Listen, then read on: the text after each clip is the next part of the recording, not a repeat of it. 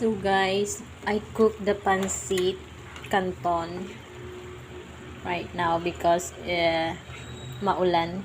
It's the rainy Monday seasons today. So it's nice to eat pancit canton, more vegetables here. Yan, sarap. Ang sarap-sarap guys. It's so humid in here.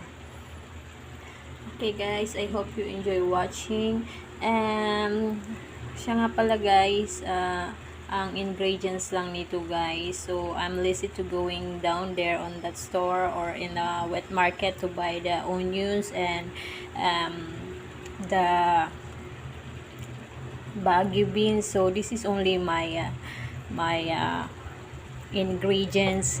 No onions, just only garlic, pork, carrots and cabbage, and then of course our pancit canton. So ginisa ko lang siya guys, and then yung pork natin sinangkot siya, tapos I put soy sauce, parang inadubo lang, and then I put our all ingredients there, tulad ng paminta, asin, and MSG, and then I put after that I'll put the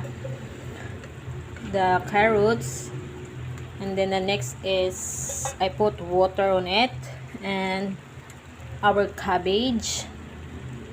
So this is the result now, our finished product pancit canton.